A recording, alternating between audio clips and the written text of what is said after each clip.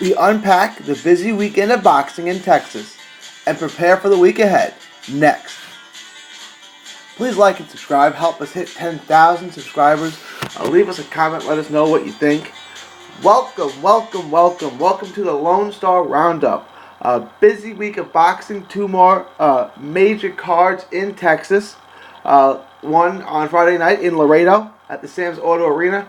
And then another on Saturday in Austin. Let's start with Friday night. Sam's Auto Arena was buzzing. Absolutely chock filled in Laredo.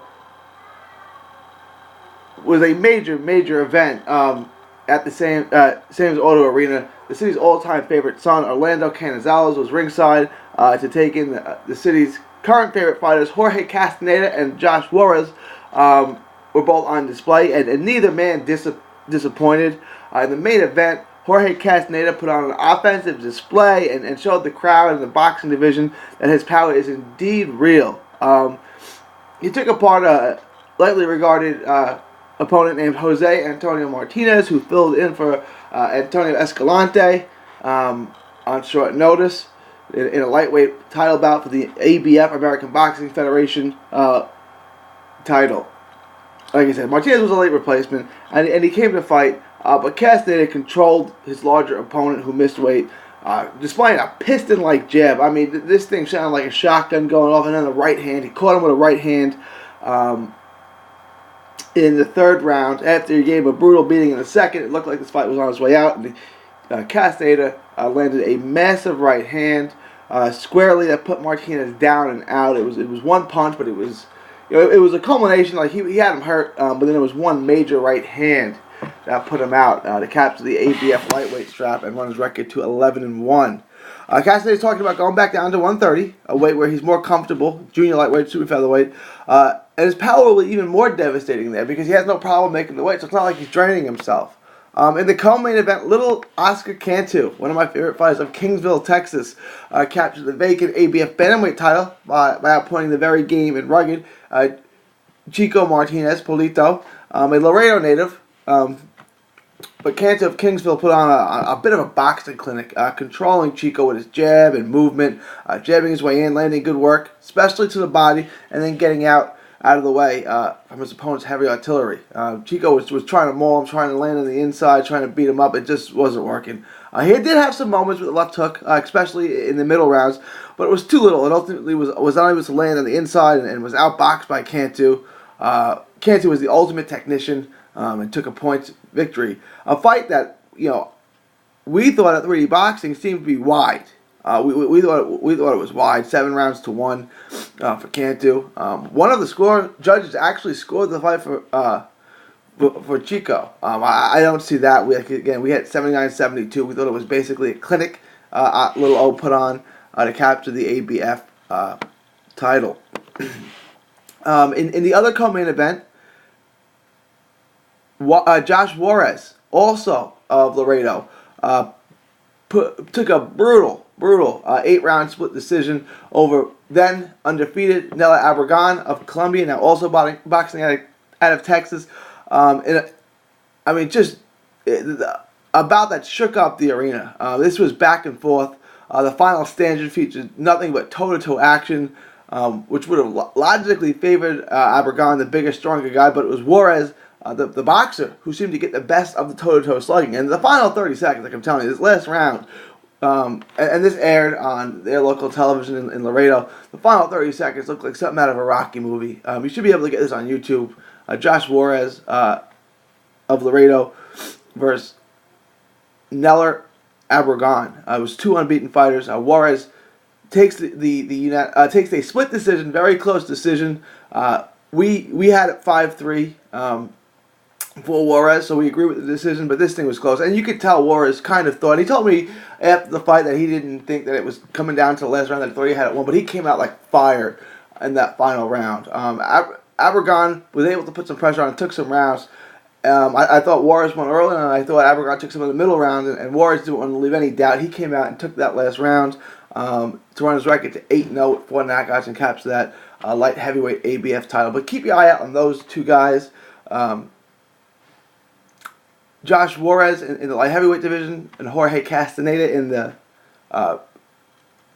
in the junior lightweight division. He does plan on going back down to junior lightweight. He says he's more comfortable there and makes it easy. As well as Oscar Cantu of Kingsville, Texas, in that bantamweight division. He's probably not going to stay there. He's probably going to come back down to 115 or 112. He said he can fight at any of those weights. This is a guy that lost a very controversial decision to Ashton Palikte, who challenged and fought legendary Diana Nietes to a draw. We can get into more of that, but so Nietes and Ashton Palikte fought to a draw. I'm sorry about that. Nietes fought Ashton Palikte to a draw, and Cantu fought Palikte tooth and nail. Roy Jones Jr. wanted to sign him. He didn't want to sign there. He wanted to keep his options open. He's still unsigned, but this is a guy who could be fighting for a world title. He's got that kind of skill in the relatively near future. And he's only 26, so there's a lot of time left for him. But again, he fought Palikte. Adelaide Bird. There was a fight. It was a 10-rounder. The first two judges had it 96-94 each way, and Adelaide Bird, of course, Adelaide Bird had 8 rounds to 2 in a fight that looked so even. You go back and watch it, Oscar Cantu and Ashton Palikte. She had 98-92 for Palikte. I mean, just an unbelievable scorecard.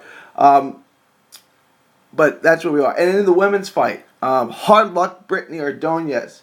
Mi Vida Loca had to settle for a draw with Mandy Fuentes of Laredo. Now, Mandy Fuentes may have gotten a little bit of a I don't want to call it a bad decision. It was impossible to score, but she did look like the winner in her fight with Brianna Gonzalez. But it was a really, really difficult fight to score.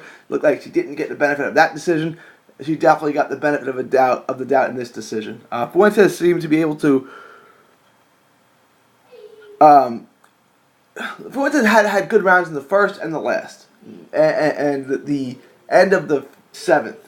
Okay, so the most you could give her was the middle 3 round. The first round and the last 2. Everything in the middle. Everything. And I scored at 6-2. I gave her I gave Brittany Ordonez the 7th. It could have went either way. But I had 6-2. Brittany appeared to be the more skilled fighter. Outboxed her. Stayed inside of Fuentes' wide punches. Fuentes came forward. Brittany Ordonez did not back down. And she landed inside of her big punches. Inside of Fuentes' big punches, made her miss, smothered her shots. She really, really fought well. I've seen her fight now 3 times. She took a really tough decision, the 50-50 slugfest to Brianna Gonzalez back in January. She dropped that decision.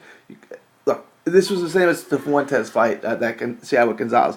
The Brittany Ordonez, Brianna Gonzalez fight back in January, 50-50 fight. Could have went either way. It went to Brianna Gonzalez. What can you do? She dropped the decision also to Sharita Chicken Metcalf of Dallas back in 2017. A fight she almost certainly deserved the victory in. So she's got now 2 bad decisions and 1 50-50 decision that went the other way. Instead of Mi Vida Loca, maybe her nickname should be changed to Mi Decision Loca. 2 other prospects made big noise in this card. Rafael Morales put on a performance of the night in just his 2nd pro bout. He beat Cesar Castro for the 2nd straight time. He's 2-0 with 2 wins over Cesar Castro. Not too often is a good-looking prospect like this matched this tough early in his career. But Morales, who took a decision over Castro back in July, scored an impressive 4th-round knockout with a thunderous left hook that brutally dropped Castro and ended the night. And then Jose Cardenas dominated his opponent, Mario Jaramillo, keeping him on his back foot and eating a healthy diet of power shots. Cardones took a wide, one-sided, unanimous decision. So those are 2 names to keep in mind moving forward. Rafael Morales and Jose Cardenas. On the other major card in Austin, Texas, Rashard Too Quick Hicks stole the show on an Underwood Promotions card, dubbed Season's Beating, which they had last year. This year it was in the Austin Sports Center. The main event was, like I said, Hicks taking on Jairo Castaneda, brother of Kendo Tremendo Castaneda, in a really entertaining scrap. Hicks came out the aggressor and made Castaneda uncomfortable, taking the first few rounds. And then he came out the middle rounds where we were back and forth, and Hicks stole the show, closing out well, winning the last couple of rounds to capture what's called the World Combat Federation International Welterweight crown. This was an entertaining scrap, and Hicks is a tremendous athlete with good power. The thing is, he's 34. He's 11-0-1. He's got 5 knockouts. He's a good fighter. He's been matched somewhat difficulty here. With he's got a draw with Jonathan Steele. He's got a win over Castaneda. He's a good fighter. The problem is that he's 34, so it's like now or never, and no one really wants to gamble with a kid with just 11 fights who's 34. But the kid's got talent. If he was a heavyweight, there would be no problem moving him up. But they don't, view the lifespan of welterweights to be the same as heavyweights. But this is a kid that you need to take a look at. You should be able to see his fight online. Rashard, 2 quick hicks. And Jairo Castaneda. Really, really good fight. We scored it like the judges did. We had it 6-2 hicks. 6-2, 5-3. It was that kind of fight. I'm sorry. We had it 7-3, 7-3, 6-4 kind of fight. I'm sorry, I just got the 8 rounds stuck in my head. It was 10-round scrap. Really good fight, and go check that out if you can. In the co-main event of that fight, Iskander Karsan of Kazakhstan took a hard-fought unanimous decision over Jorge Ramos for the vacant WC Youth Intercontinental 122-pound strap, as well as the World Combat Federation strap. Really good fight there. Pretty wide decision. Carson outboxed him, but he did get caught in the last round. He got buckled a little bit. Besides that, he outboxed him beautifully, really. And took wide decisions, 80-72 and 79-73 and 79-74. Going on into next week's action on December 14th, Texas is home to 2 more cards. First in Houston, Texas at the Arabia Shrine Center. Austin, Texas native Curtis Mr. Uwe Colvin takes on Eddie Ortiz of San Antonio. This is a win that both guys need for their career. This will be a big win for both, particularly Eddie Ortiz, who looked tremendous in his last fight against Giovanni Loya. Has 2 hard-fought draws in Philadelphia, where he clearly won both, but he fought a Philly fighter, and they gave him a draw. Like he said, they had to give me a draw because they couldn't give me a loss because he dominated the fight, and he really did. And we know that Curtis Colvin is no stranger to bad decisions, as he is the victim of one of the worst decisions in the modern history of boxing in his loss to Aaron Pryor, where he clearly won every round.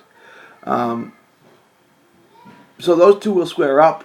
This is a huge fight for Ortiz. He's 6-0. He's a really good prospect, pretty good amateur career, excellent amateur career. And he looked really good against Giovanni Loya back in July on a Curtis Colvin undercard, and now he gets to step up in the main event and fight Curtis Colvin. Colvin was a hotshot prospect, U.S. national team in 2009. Truly one of the best prospects to come out of Austin or that area. Skilled fighter. He got the nickname from Shane Mosley. Shane Mosley saw him hitting the bag and said that was ooey stuff. And then they started calling him Mr. Ooey. But then he stepped away from boxing for 3 years after he got the Pryor decision, which was totally bogus. But he's refocused now. He's 32, so he's not old. But it is time to move for Curtis Colvin. We'll see how it goes. This should be a good fight. Colvin will obviously be the favorite, as he's had world-class fights before. He's been on ESPN, he's been on HBO, he's fought Top Rank, he's been signed by Gary Shaw. He says he feels great and he feels young. He says he's just, the only difference now between when he was in his mid-20s and everything is he's smarter now. He's more intelligent. What used to be vague is now clear, is what he told me. And Ortiz told me that he wants this fight. He wants to fight the best. And Colvin represents that. Then in South Texas, in Corpus Christi, at the Bank of America Center, WBO 168-pound champ Gilberto Ramirez will battle Jesse Hart of Philadelphia in the main event. In an undercard bout, the Dallas native Oscar Mojica will play the B-side to Mexican bantamweight Ruben Vega. Mojica is 11-5 with a mediocre record, but he is one tough customer. He has been in with everyone. Ernesto Delgadillo, Antonio Nieves, Josh Franco. This guy can fight. Don't let his record fool you that he's got 5 losses. I'm not saying he's going to pull the upset, but he's going to make this fight a scrap. He always does. That's his style. And if they're putting Vega in to test him, it's a good idea. If they're putting Vega in to showcase him, terrible idea. Again, this is a fight to watch. It'll be on the undercard of the Corpus Christi show. That'll be on ESPN on the app, so you'll be able to watch that fight and stream it live. But let me know what you guys think. Leave your thoughts, comments below. For the Lone Star Roundup, this is 3D Boxing saying thank you and God bless. Enjoy 3D Boxing Vlog videos? Show us some love by clicking the like button. Don't miss a tweet, post, story, or video. 3dboxingvlog.com is also on Facebook, Twitter, and Instagram. Hit the subscribe button now to stay inside the ring.